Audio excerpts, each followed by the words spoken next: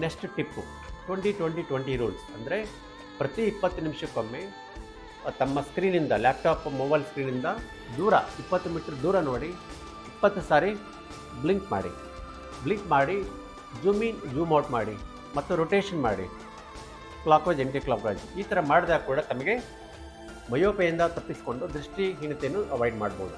Next blood circulation improve ಆಗಬೇಕು. ನಾವು ಒಂದೇ ಕಡೆ ಬಾಯಿ ಕುತ್ಕೊಂಡಾಗ ಮಸಲ್ ಟೈಟಾಗಿ ಬ್ಲಡ್ ಸಪ್ಲೈ ಇಲ್ಲದೆ ಇದ್ದಾಗ ನಿಮಗೆ ದೃಷ್ಟಿಹೀನತೆ ಆಗುವ ಸಂಭವ ಜಾಸ್ತಿ ಇದೆ. ಹೀಗಾಗಿ ನೋಡಿ, ಈ ಥರ ಮಸಾಜ್ ಮಾಡಿ. ಇದು GB14 ಅಂತ, ಇದು ಥೈ ಯಂಗ್ ಅಂತ, UB1 UB2. ಈ ಥರ ನೀವು ಕಣ್ಣಿನ ಸುತ್ತ ಪ್ರತಿ ದಿವಸ ಮಸಾಜ್ ಮಾಡಿ. ಮತ್ತು ನೆಕ್ಕನ್ನು ಕೂಡ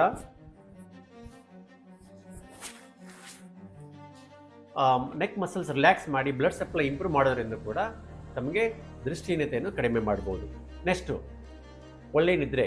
ತಮಗೆ ನಿದ್ರೆ ಇಲ್ಲದೆ ಇದ್ದಾಗ ಯಾವಾಗಲೂ ಈ LED ಲೈಟ್ ಎಕ್ಸ್ಪೋಸ್ ಆದಾಗ, ಫೋಕಸ್ ಬ್ರೈಟ್ ಲೈಟ್ ಎಕ್ಸ್ಪೋಸ್ ಆದಾಗ ತಮಗೆ ಕಣ್ಣಿಗೆ ಹಾನಿ ಆಗುತ್ತೆ. ಹೀಗಾಗಿ ಸಾಯಂಕಾಲ ಆದಮೇಲೆ ಮನೆಯಲ್ಲಿ ಆರೆಂಜ್ ಲೈಟು ರೆಡ್ ಲೈಟನ್ನು ಯೂಸ್ ಮಾಡಿ. ಮತ್ತು ಡಾರ್ಕ್ ಮೋಡಲ್ಲಿ ಮೊಬೈಲ್ ಕಂಪ್ಯೂಟರ್ ಯೂಸ್ ಮಾಡಿದಾಗ ತಮಗೆ ದೃಷ್ಟಿಹೀನತೆಯನ್ನು ಕಡಿಮೆ ಮಾಡ್ಬೋದು. Next dry ice.